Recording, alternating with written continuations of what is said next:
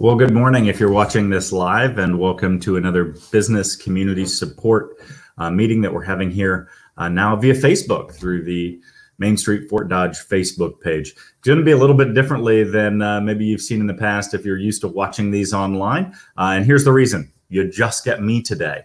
All of our other regulars have had some conflicts and are going to be unable to attend. So you know what, we're going to move through things a little bit quickly today because you know what, it's just going to be me, but we're going to be doing our best to update you on some of the things that are going on across the community for our business owners and help you to know a little bit more, hopefully, when we leave here today. So one of the things that I want to jump sort of, I guess, straight into today is going to be these links.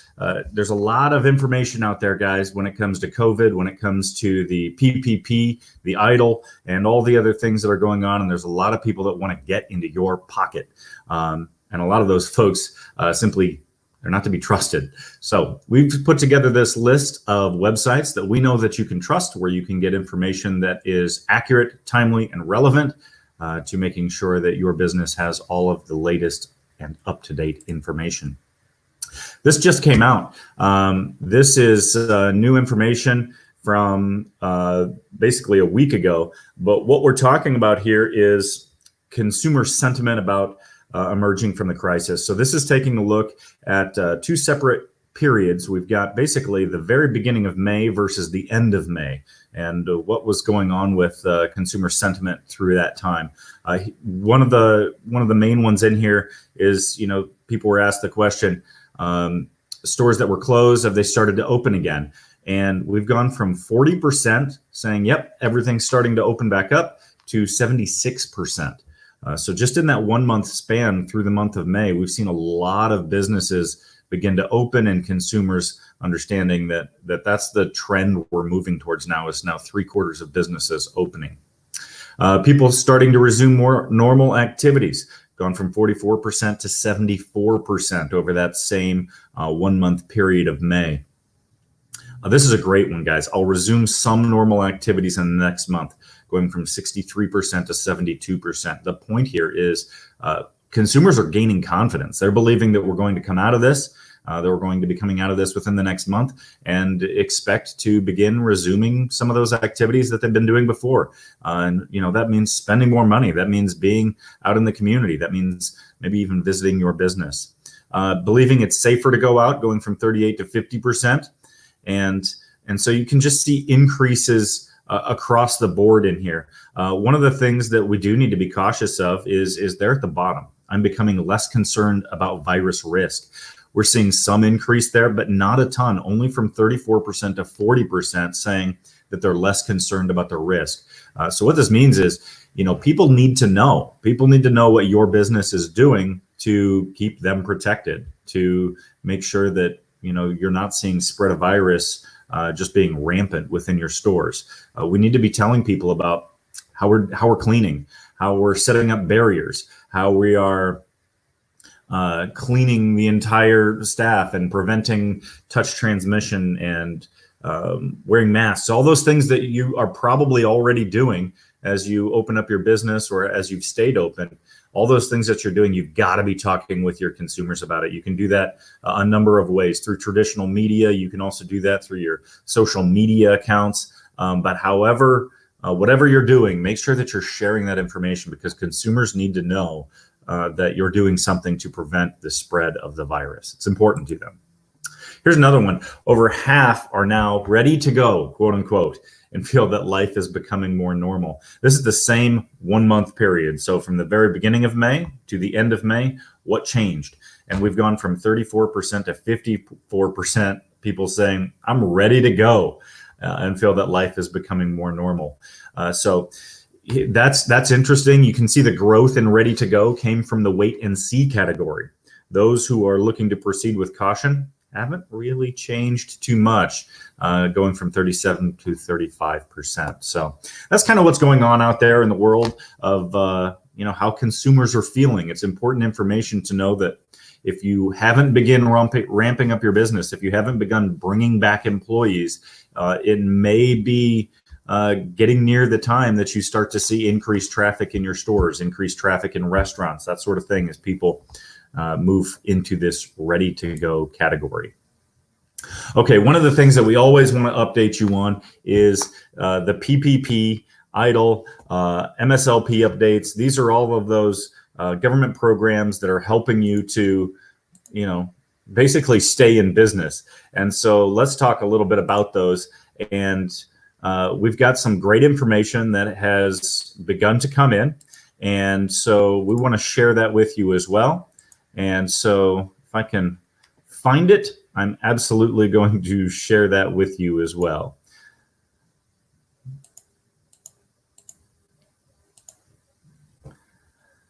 So it looks like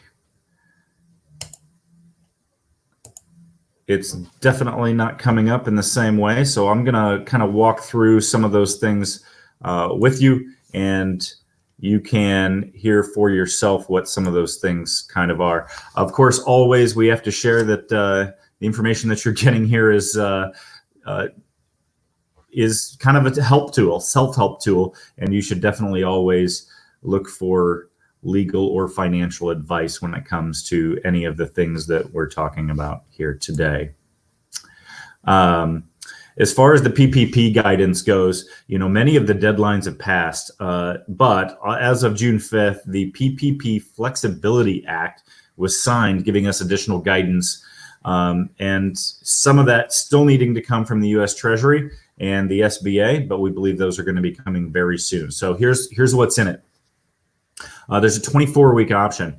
This Flexibility Act provides an option to extend the covered period all the way out to 24 weeks.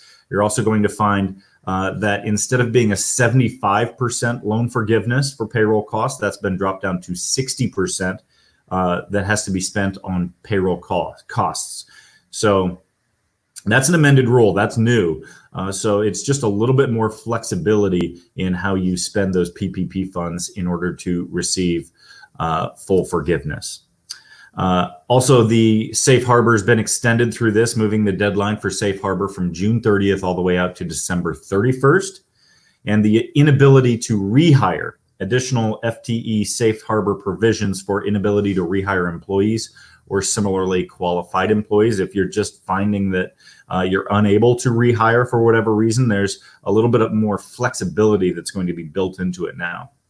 And compliance with the federal health guidance, additional full-time employee equivalent safe harbor provision for inability to return to staffing levels pre-February 15th due to compliance with federal health and safety guidance has been relaxed a little bit as well. So those are just some of the details that we have coming in. Also, an extended maturity date for any loan after forgiveness period. It's now 5 years instead of 2, so a little bit longer to pay that out if you are going to have to be able to, if you are going to have to pay some of that PPP loan back, you're going to have a few more years to do that, effectively lowering your costs. Deferment period has been extended as well. So changes to the deferment period from 6 months to the date the borrower's loan forgiveness amount is determined. Also, the employer payroll tax deferral provides means for PPP borrowers to defer payment of employer's portion of the Social Security taxes owed on wages between March 27th and December 31st. So a little bit longer to pay those in. Those aren't forgiven, they're not going away, but you are going to get a little bit longer to pay those. The covered period start date remains as the date the funds were received, with an exception for those on a biweekly or weekly payroll schedule. Payroll costs have been defined a little bit more with the PPPFA, with the Flexibility Act, as most types of wages earned by employees to include cash tips, employer group health insurance, and retirement benefit costs, as well as employer paid state and local payroll taxes can all be included in that. Payroll costs incurred and paid. Eligible payroll costs remain based on the date earned or accrued versus the date paid. And for non-payroll use of funds, it remains defined as mortgage interest, rent, payments, utilities, which includes electricity, gas, water, transportation, telephone, and internet access can be covered as well. So some questions actually are still going to be out there regarding this. They've done a pretty good job about assisting, providing a little bit more flexibility. But anytime you do more legislation like this, it seems that we get a few more questions. So here are some of the questions that still remain. Can an employer choose a period in between 8 and 24 weeks as the covered period? We don't currently know. Also, will borrowers have to maintain FTE requirements over the entire 24-week period if they choose that time frame instead of the 8-week covered period? Again, we don't know that.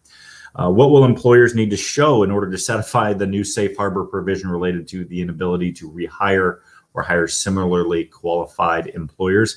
We don't know the answer to that at this point, but what we do know is that it's important to keep good records. If you have an employee that you've tried to bring back, couldn't bring back for whatever reason, keep records of those conversations. If you had that conversation over phone, take note of it. Make sure that you wrote down what was said, at least in brief format, so that you can keep record of what was said. Additionally, if you have an email exchange, keep those, save those, make sure that you know where they are, so that when it comes time to prove that you made an attempt to bring those individuals back, that you can sure do that. Another question: how should employers perform the salary versus hourly wage comparison? So some questions there. Also, Schedule C filers forgiveness for payroll costs, previously defined as 852, line 31 of the 2019 form Schedule C. Is that fraction now also 2452? Just another question that's still waiting on an answer for them. The biggest thing here is try to run your business as close to normal as possible. Don't be scheduling employees if you can't put them to work productively. That's just good business sense. Also, document your payments with the PPP funds to comply with eligibility and forgiveness. You'll want to review to ensure funds were used for eligible non-payroll costs that were incurred or payments made during the covered period. No back pay, for example. Collect copies of lease agreements to support requirements that it was established prior to February 15th. You want to make sure that you weren't using these funds for new things that you set up prior to February 15th. And you'll need to maybe get those documents lined out to show that it was going on. So many times they may be in a drawer somewhere. We may not know exactly where they are. Start finding them now, because you are going to need it when it comes time to get those funds refunded. Make sure you track all your payroll costs covered during the period, and determine how to prorate costs for any pay periods that may be partial periods falling outside the covered period of the PPP. And then make those reports. Make sure that the FTE and salary and wage level comparisons are done, so that you're ready to go, so that you know exactly what you've done during those periods of time. I know it's a lot of work, right? But it's important, and could save you a ton of money as you get these things going. Some other questions that folks have had: if I already have a PPP, will my existing loan automatically convert to the new legislative guidelines? And the answer to that is that most of the provisions are applicable to the existing loans, but it's up to the borrower to select that 8-week or 24-week covered period. So that is something that you have to do. And then, by what date do I need to apply for forgiveness? Can I apply at any time, or do I need to wait until the end of the extended time frame? So you have 10 months after your covered period ends to submit your PPP loan forgiveness application. So once your lender is ready, you can apply at any time, but you'll have to work with your lender to make sure that they're ready to go. So you know what, guys, there's a lot of questions that are still out there, and a lot of questions that folks are needing answers to. I'm certainly not the expert in this. I don't pretend to be. Most of the information that I have here today was shared to me by Kimberly Tiefenthaler, one of our regular guests. And Kimberly does a fantastic job of sharing information with us. And she's part of the SBDC here in Iowa. And that's why she couldn't be on the call today, as she's in a meeting with the SBDC going over some of the regulations and changes that they have going on there. But the SBDC is a fantastic resource for you. I would definitely encourage everyone to utilize that. And if you have any questions about your PPP, if you have any questions about the EIDL program, if you have any questions about funding, they really are a great source for that. One of the other things that they're great about doing is helping you to go through and look at your earnings statements and look at your cash flow projections to make sure that you're in a good position moving forward. So that's just some of the things that we have going on here today that we wanted to share with you. But, you know, guys, I know there's so much more that you have questions about, and I would just encourage you to reach out to the SBDC, the SBA, and get those answers that you're looking for. If you have any other questions that you'd like to forward or have answered on one of these small business support meetings, well, you can absolutely send that to mainstreetfd.org, info@mainstreetfd.org, and we'll get those questions answered for you. So once again, thank you for joining us for today's small business support meeting group, as we've been going through some of the things that are quick updates to the PPP program. And we're just happy to be a part of this and share this with you each and every week. That's going to do it for this week. We'll do this again likely next Thursday, 9 a.m. Right here on the Main Street Fort Dodge Facebook page. If you have any questions in the meantime, reach out to one of us, and we'd be happy to help you along. Thanks.